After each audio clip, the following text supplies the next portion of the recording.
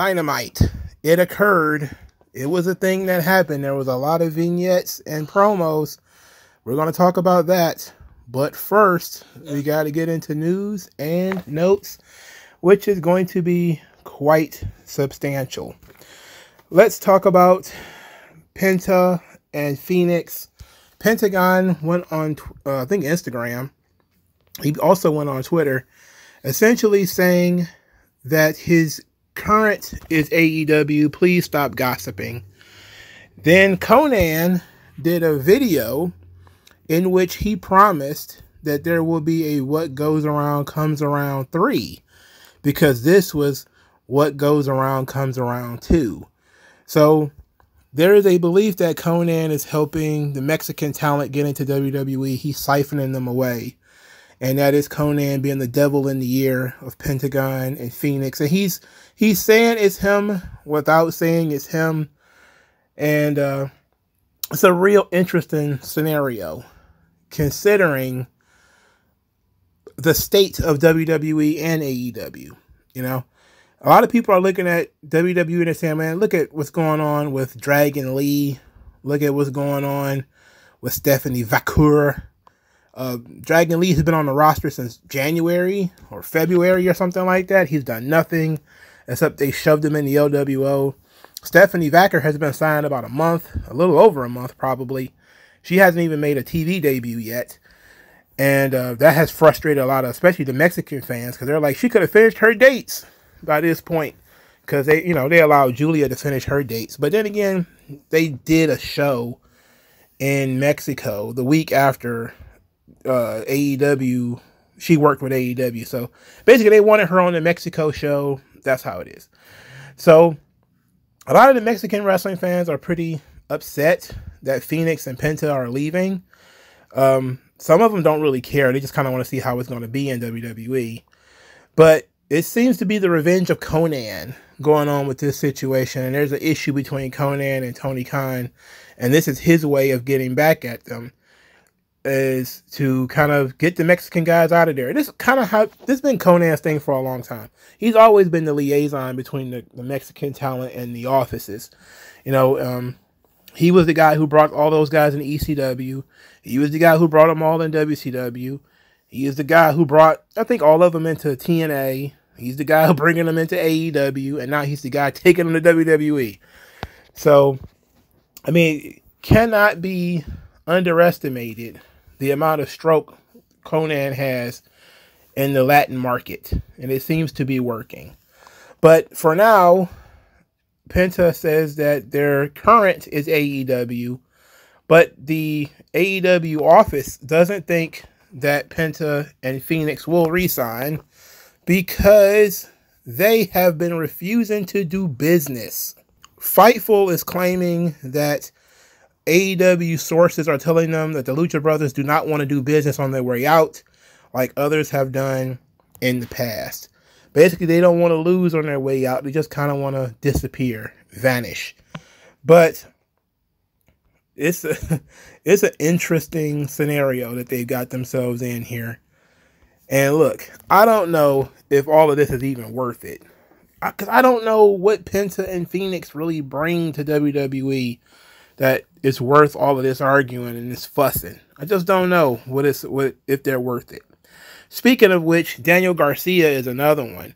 Apparently, there's another situation with Daniel Garcia, who is in a contract year. Supposedly, this tug of war for Daniel Garcia. This is one of those times where I wish that WWE just had slippery fingers and just let him go. Daniel Garcia doesn't really have it together right now.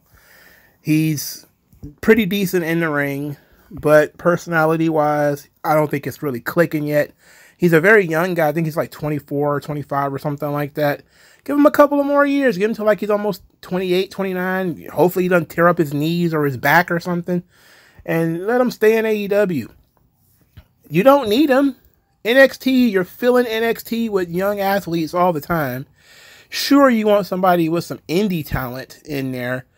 And you do want to hurt AEW, because sometimes that is why you sign a talent, because you actively want to hurt the other people who want them. But he's not that important to AEW where signing him damages AEW tremendously. It's not worth the drama, and your roster is already bloated. So I wouldn't even bother with Daniel Garcia. Now, speaking of signings, apparently there's this guy in the UK by the name of Michael Oku, who AEW is looking to sign. This is a guy who apparently had another one of those greatest matches of all time with Will Ospreay. He wrestled apparently MJF over the weekend at a Rev Pro show, and he's kind of a skinny black dude. I don't really see any difference between him and Lee Moriarty, but whatever. Lee Moriarty, he's already on your roster. I remember when he was the biggest indie signing that they could possibly have, especially of black wrestlers, and Michael Oku is black. He's a big old who, because I probably only watched half of a match before I got bored and moved on. But then again, maybe I didn't give him enough time. I don't know. But I don't have time to keep my finger on every single wrestler on planet Earth. I'm sorry. I just don't care. And besides, the AEW does not need more wrestlers. They don't need more wrestlers. They need better booking. They need better storylines. Yes, they have storylines, but they're not good. They're not interesting.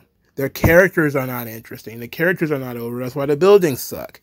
Speaking of which, the big news, well, one of the big news that's been floating around the last couple of hours is that AEW is actually looking to do more stadium shows.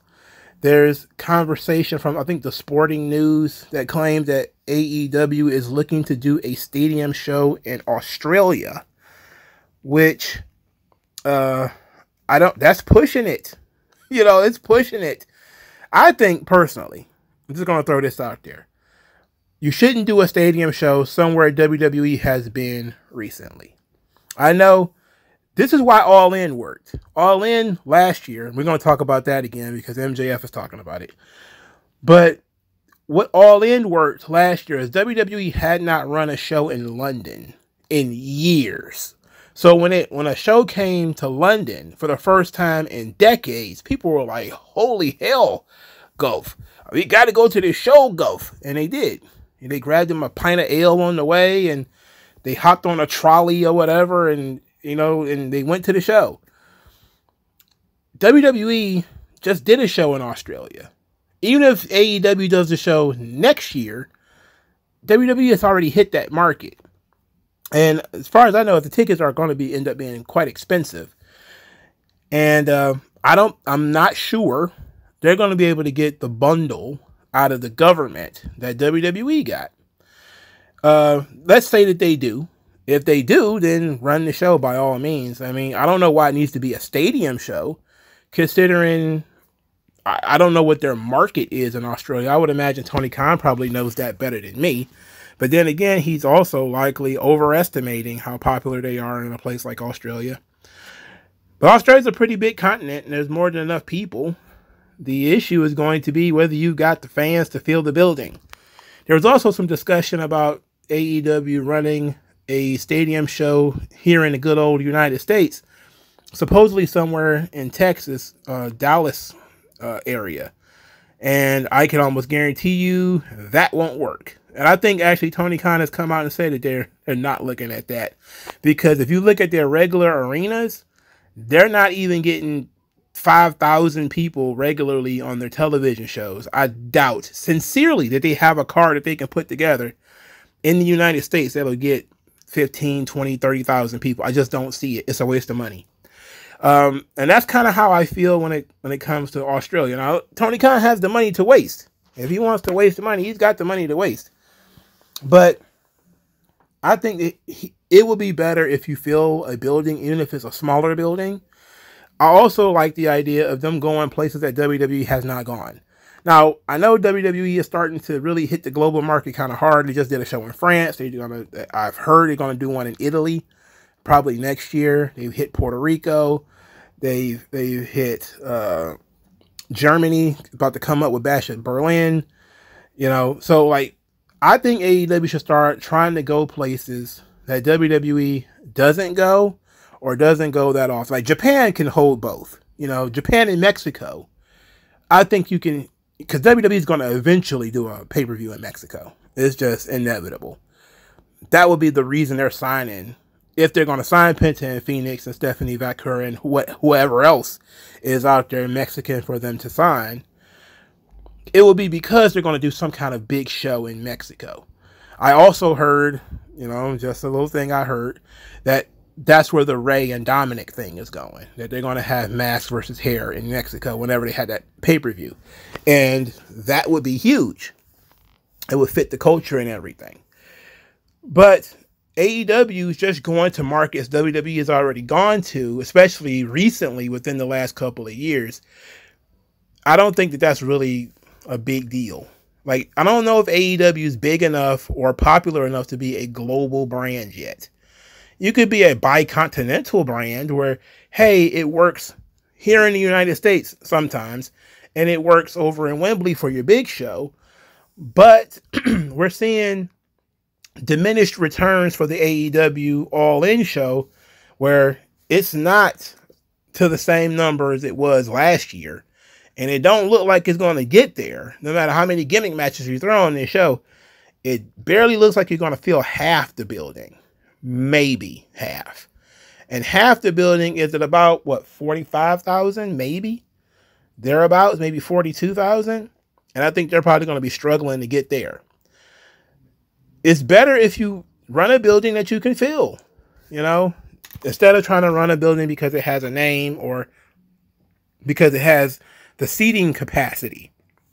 I just don't see the purpose in, and I know WWE used to do that stuff too, but AEW kind of has to smarten up. I know, and it's not just All In that they're concerned about. Another one of their big shows is Grand Slam, which is their yearly show in Long Island. And I heard that that's not doing very well either. And I'm not sure if the ticket sales has even happened yet, but I also kind of heard that the ticket sales are not great for Grand Slam right now, but who knows, it might improve the closer they get to the event. But when it comes to stadiums and all that stuff, I'm just going to trust that Tony Khan knows what he's doing. I would not decide to run a stadium show while my product is cold. Maybe not.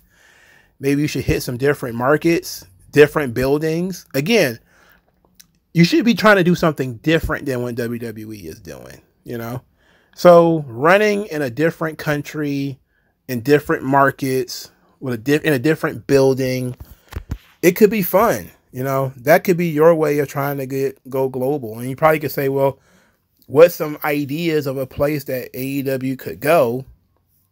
And it's like, that's not, I can't figure it out. Like Russia, China, do one of those Forbidden Door shows in Japan. Do one of those Forbidden Door shows in Arena Mexico. You have a partnership with CMLL. They own the building. They own Arena Mexico. Run a Forbidden Door show there. Do that kind of stuff. That stuff could be interesting. That kind of stuff could be fun. Instead of just trying to say, oh, well, WWE got a big money and they did a lot in Australia, we'll just go to Australia too. It's like, I'm not so sure and I've seen some Australians say the brand is not strong enough for them to do a stadium show there. Which is completely different from the UK where they were on regular TV, as far as I know. And the brand was pretty strong. Same with TNA, even though TNA probably never could have done a Wembley kind of show due to the the absurd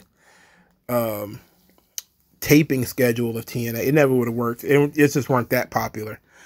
All right, so since we're talking about stadiums, MJF once again claims that All In sold 81,000 tickets or whatever, and this is his claim. He was talking to Wrestle Talk TV, and he claims that it was British YouTube aggregators and all these guys spreading that they only sold 72,000 tickets.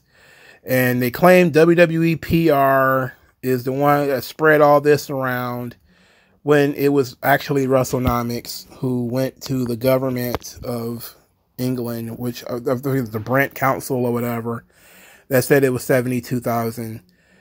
This is ridiculous. I know that they're trying to say, and this is another one of those WrestleNomics things, oh, they sold 81,000 tickets, but only 72,000 people showed up. ultimately, bro, I don't even care. It's WrestleMania 9 as far as I'm concerned. I don't care. Whether it's 93,000, 88,000, who gives a shit? At this point, bro, it don't matter. Okay? The thing is, he's trying to blame WWE PR that they spread this misinformation. When you don't need to spread misinformation, considering people were fact-checking it. And then the guys who were fact-checking it, his friend is an executive at AEW. Yeah.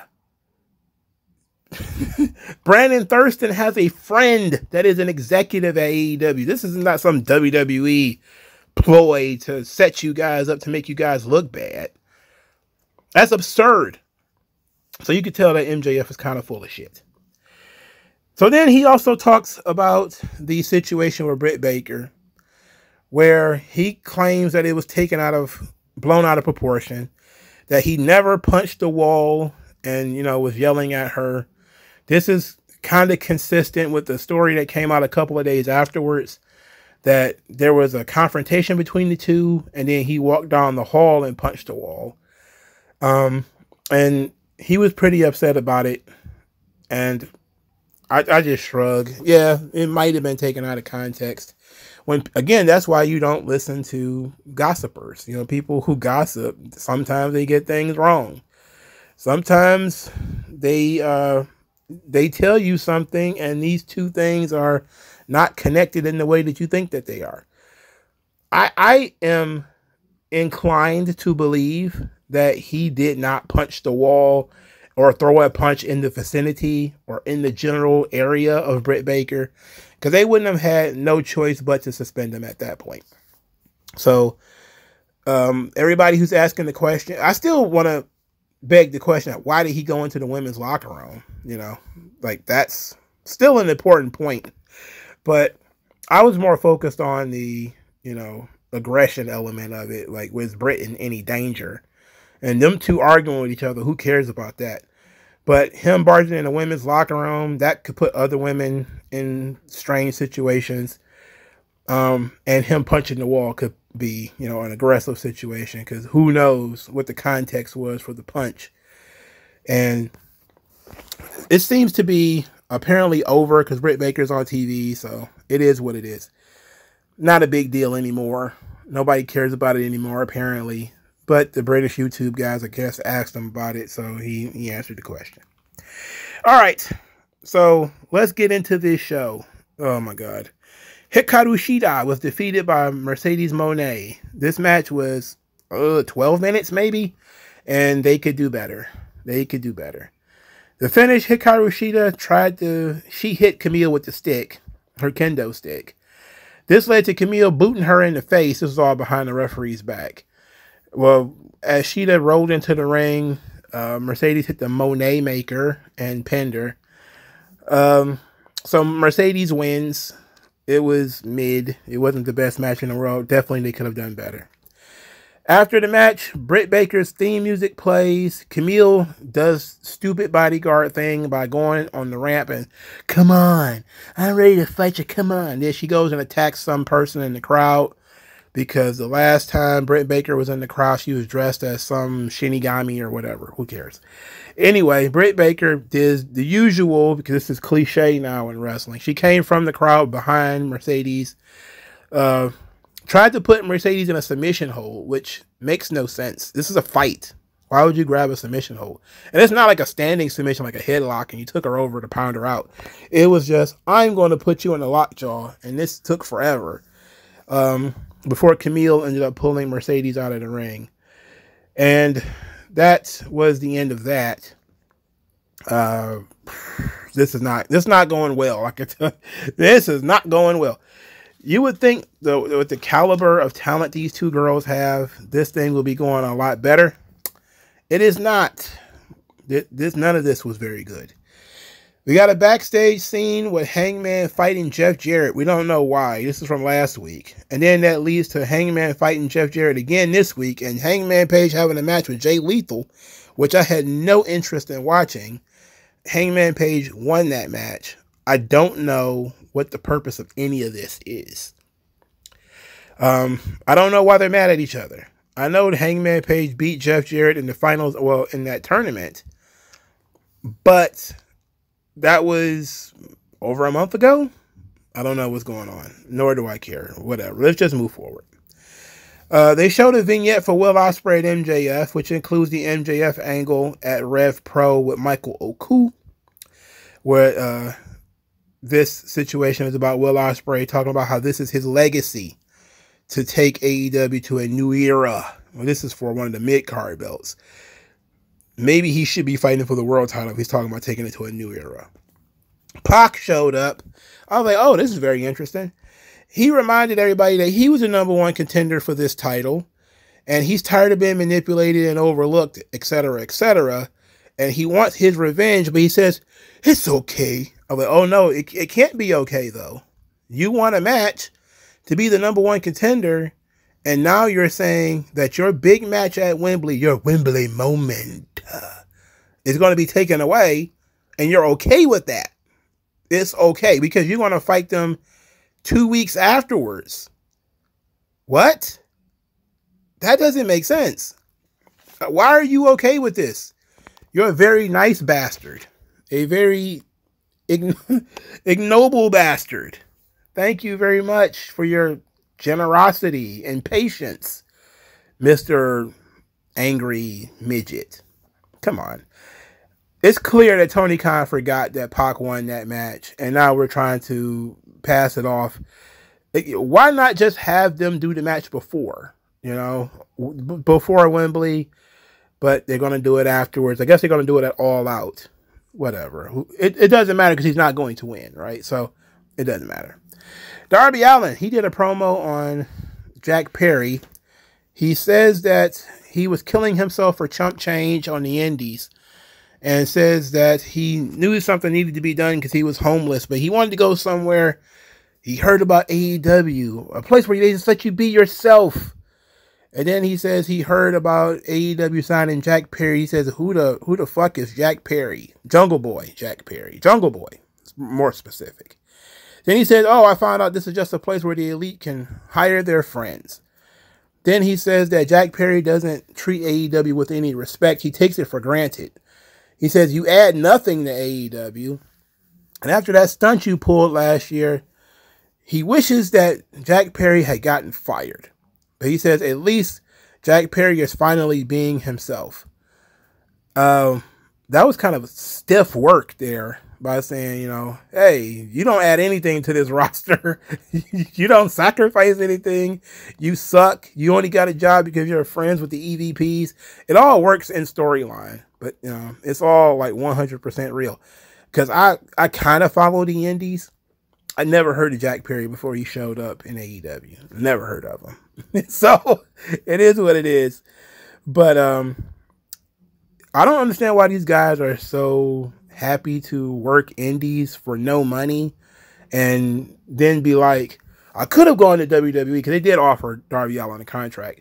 And, not slept in my car. But it was very important to me that I sleep in my car, and I don't know. But this is the same guy who put hot sauce packets in his ass, so I'm not trying to understand him at all.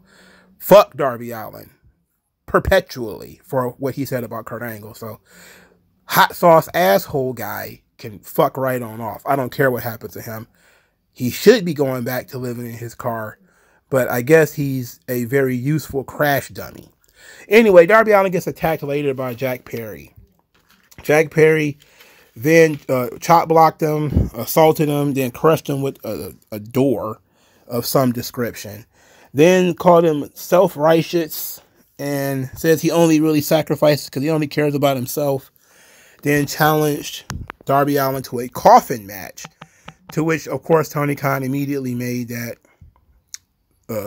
stipulation happen. I don't care about these guys. This whole 4 pillars thing is an absolute disaster. It's a fail. These guys, they said, I'm going to follow some fans. These guys have not had a singles match ever. And this is their first match. It's going to be a coffin match. Whatever. I mean, I guess you got to do something. On to something actually good. Mariah May cut a promo. Says that, is it better to be forgotten or something to that effect?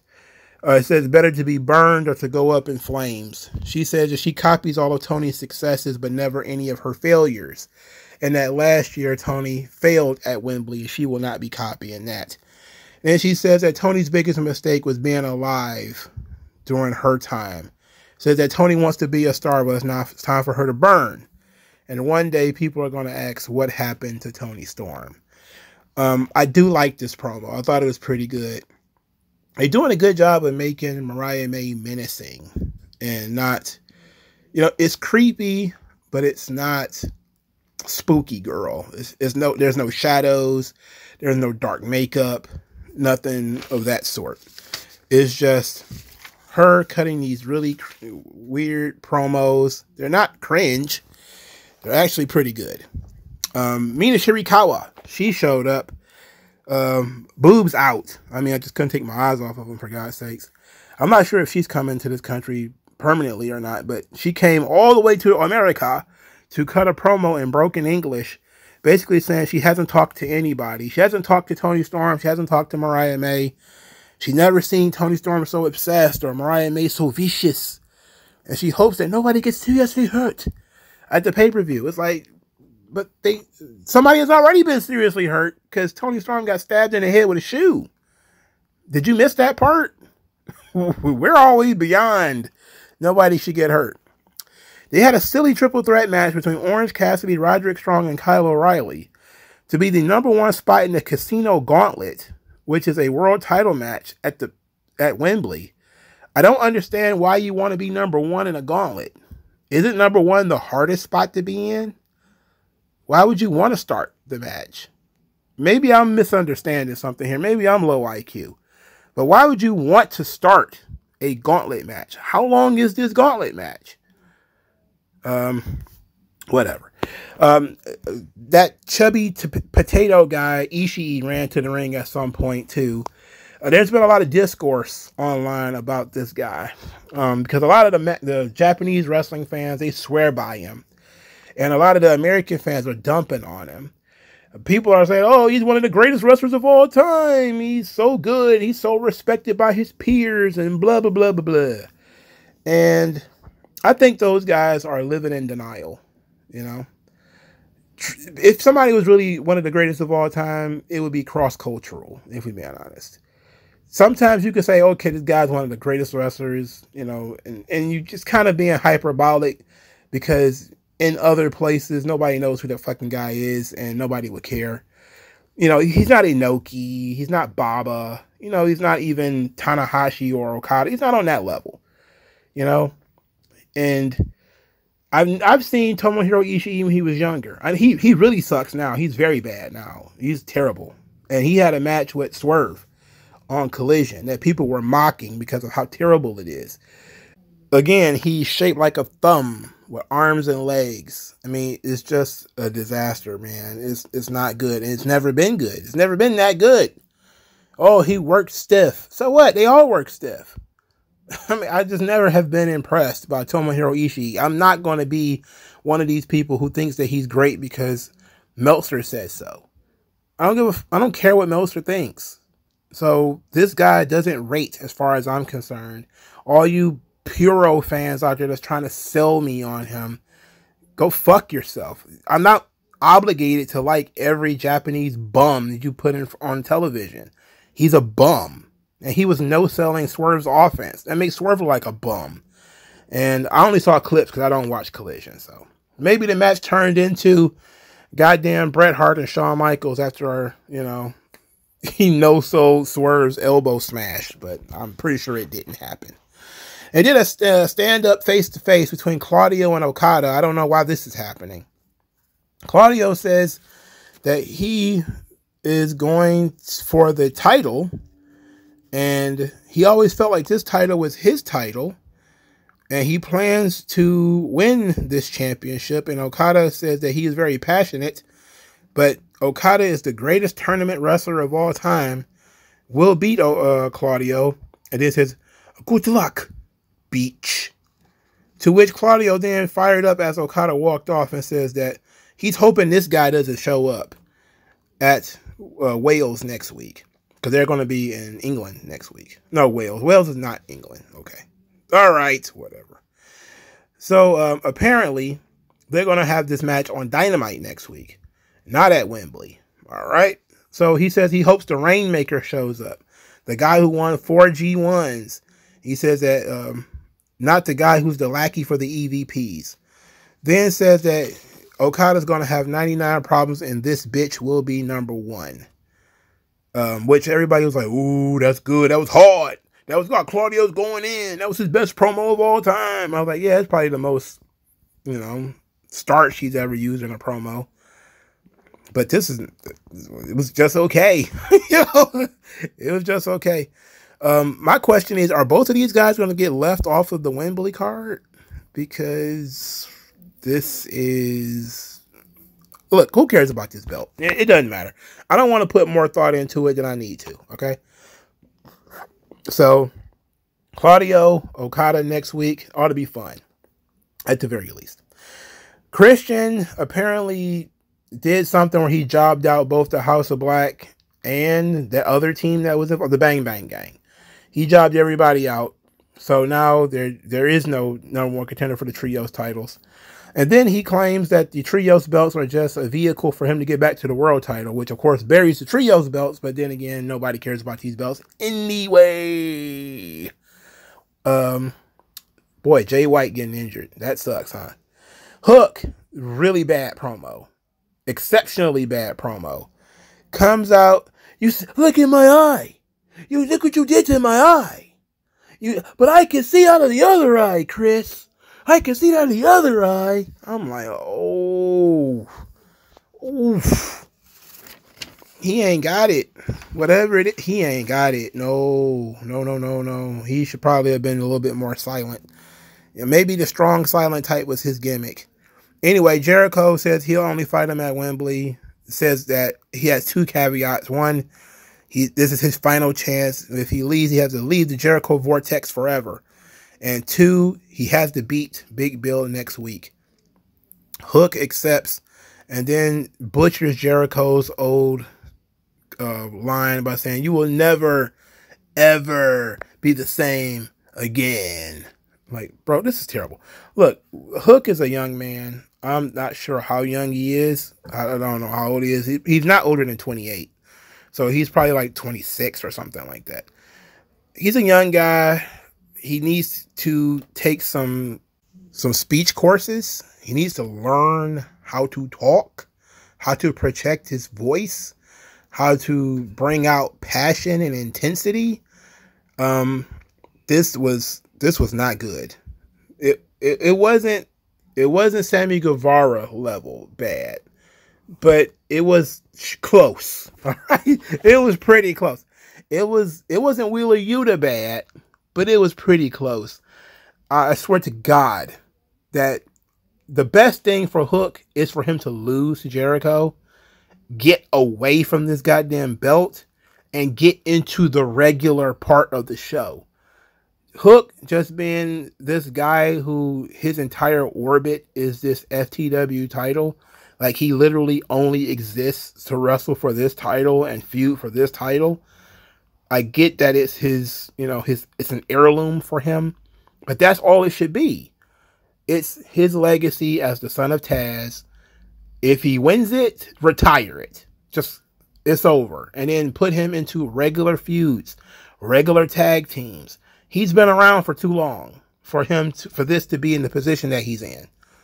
Because he's off in the weeds. And the only reason anybody even thinking about Hook right now is because Jericho's there. And Jericho's is, he's very polarizing at the moment. Look at my eye, Chris.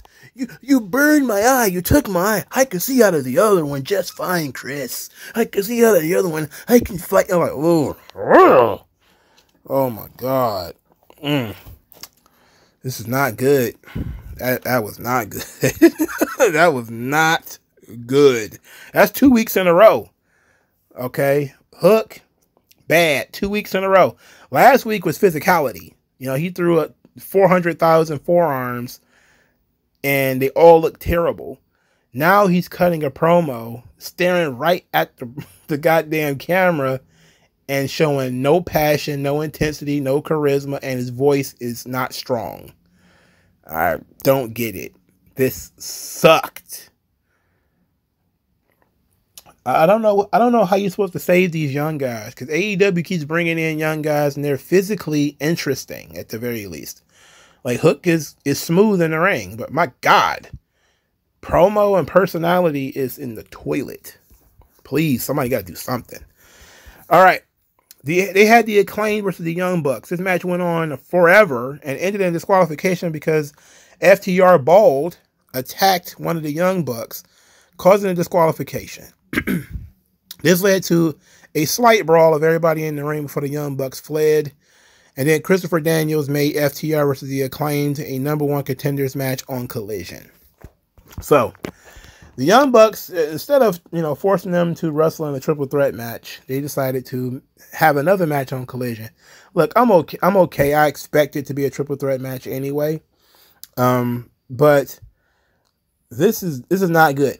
I forgot to mention this, that the Young Bucks was off TV for a little while, and it was on the internet that the Young Bucks have a decreased schedule. They have like a part-time schedule or something like that. And I want to take time, just a couple of minutes, to give praise to the Young Bucks, because if you have a part-time schedule and you only work 1 day a week, bro, you are some of the greatest negotiators of all time, and you deserve every penny, and I will stand and applaud you, because Tony Khan has to be one of the dumbest motherfuckers on earth to pay you tons of money and then limited dates, and you only work at the most 2 days a week. They really only have to work either Collision or Dynamite, usually Dynamite, and the pay-per-view. That's it. They're not going to be on all 3 shows, and they don't show up for Battle of the Belts either. So you're at limited dates, and your dates are already limited. I gotta tell you, you're the greatest hustler of all time. Your hustle is immaculate. You bitch too bad, and I don't know what more to say. You can sell fat to a whale at that point, baby. If you can sell a promoter that you only work 1 day a week and then you don't even work every day, like, it's 52 weeks in a year, I can only do 36. And then he goes for it, bruh. Oh my God, you can sell ice to an Eskimo at that point. Because either you're the greatest salesman of all time or he's a fucking idiot. One or the other. I'm just going to choose that the Young Bucks are some of the greatest hustlers of all time. They got the best agent, the baddest bitches, everything. It's just, they got it all, baby. Fist bump from across the planet. Got all the money and more time off. Ain't nothing like it. Nothing like it. Moving on to the main event. There was a career vignette for Bryan Danielson. It was set to Green Day. Green Day. Of all things, you set it to Green Day? I've seen people on TikTok and CapCut better. Look, it was a decent vignette, but the choice of music, it was very strange. Green Day. Lord have mercy. The main event was something I had zero interest in watching, which is Wheeler Yuta. Wheeler Yuta is one of the biggest bums on the planet Earth, all right? He's a certified gold medal bum, all right? Absolute bum. No physique, no charisma, can't talk, can't really wrestle. He sucks. Why is he in the main event? Well, he's wrestling the world champion. I don't care about that. This match should have gone on first, especially since what's coming out of this doesn't even matter. I get it. They want to put Swerve on last. He's the world champion. He deserves it. But he's wrestling Wheeler Yuta, who is like a step and a half away from being complete total jobber status. All right. The guy doesn't win ever. And it's taken forever to beat him. This match was commercial free and was about 12 minutes. It seemed like this took forever to deal with. It sucked. It was stupid. And the whole purpose of this was to put over Vicious Swerve. Which, okay, I guess we're trying to reinstate that gimmick. So the finish is that Swerve basically ground and pound Yuta. And Yuta couldn't defend himself, so the ref stopped the match as Swerve was throwing these really terrible punches at his head. At least they were punches and not forearms, for God's sakes. Because unless you're Brock Lesnar and you had your elbow pad uncovered, go ahead and throw punches. Who cares? Danielson was sitting at ringside the entire time and was watching and yelling for, cheering Yuta on. And then he hopped the barricade once Swerve didn't stop after the referee stopped the match, and he chased Swerve off. Swerve then claimed this was just a taste of what's going to happen to Danielson at Wembley, and that he's going to cripple him in front of his daughter and end his career forever. And so Danielson, who looks like he's about to go to Rite Aid and just pick up some eye drops or something like that, because, heavens to Betsy, you might actually look like you should be on TV. No, not at all. Just look like you had to go to the grocery store or something. Just wear jeans and all that kind of stuff. So he turned around to check on Yuta, who is not dead, thankfully. And as soon as he kneels down to check on Wheeler Yuta, Swerve slides in the ring, kicks him in the head, and then mocks the yes chants.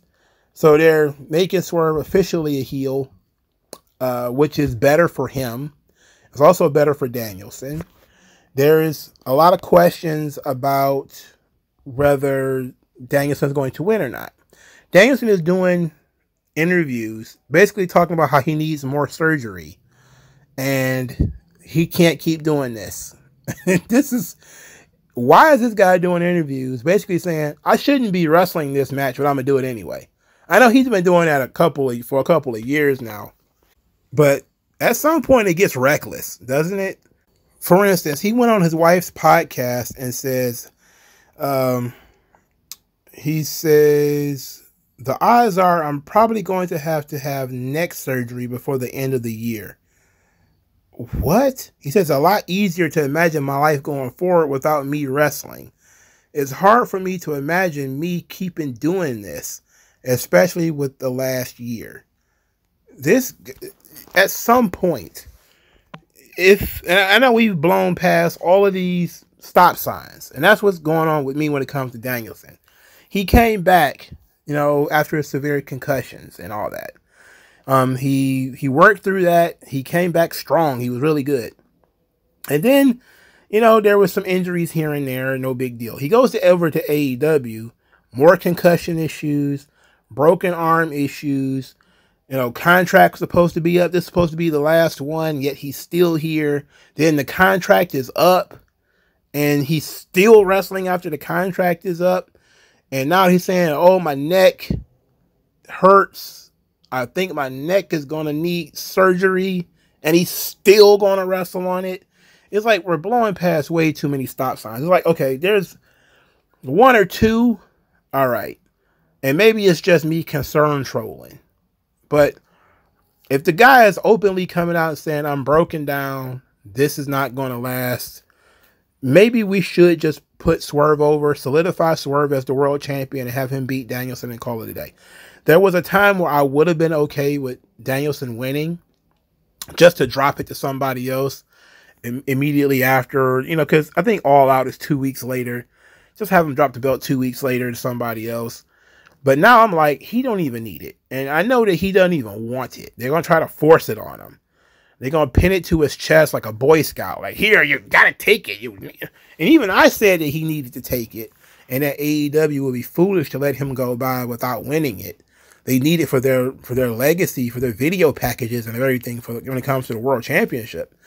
It just feels better if Danielson has it. You have Danielson and Punk and Samoa Joe, even though that's 2002 ROH roster, but those are people that folks recognize at the very least. On the same scale with like a Kenny Omega or whatever. It just looks better for their record books. But that was before I realized how bad off Danielson is. Like if he's already talking about this thing he needs to hang it up, and he should have probably hanged it up last year. Bro, I just hope that he can work these matches without getting hurt, you know. And as hard as he goes and the bumps he likes to take, and the thing is, knowing that it's going to be his last one is going to incentivize him to take more stupid bumps. It's going to incentivize him to take more stupid stuff. I really hope he just works a safe match that doesn't require him falling on the apron, getting power bombed off the top of the top rope or anything stupid like that. No flying headbutts. Nothing that's going to paralyze him or rush that surgery that he apparently needs. So I'm just kind of floored that he's out doing these interviews talking about surgery and everything, and they're trying to sell a pay-per-view here. So I don't know.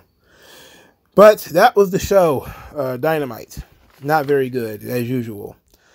It's a typical Dynamite.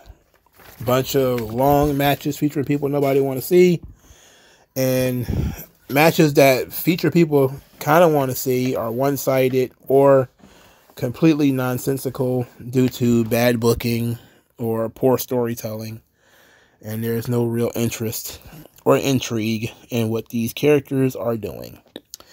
I will give them credit. The work on Toni Storm and Mariah May is still top-notch. It's still very good. It's still the best story that they're telling here.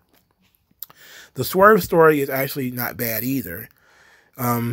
He's showing he's going back to being vicious because it works, and he apparently is a huge flop as a babyface. That wasn't working, and it would not fit this storyline anyway. He needs to be a heel. But when you look at how things could be for AEW, considering all the players that they have, this is a really bad show, and it's a really bad card. It's just bad. And I know people are still sitting back, oh, Jay White's injured, and Samoa Joe, he's off filming Twisted Metal, and you know, there's a bunch of other people who don't really want to be there. House of Black guys, they don't really want to be here. And oh, Kenny Omega's guts are all twisted up and missing something and all that. I'm like, okay, it's 100 excuses, man. You know, just 1,000 excuses.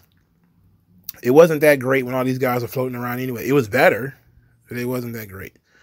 So let me know what you guys think, and I'll talk to you guys later, man. Peace out. No one does it better.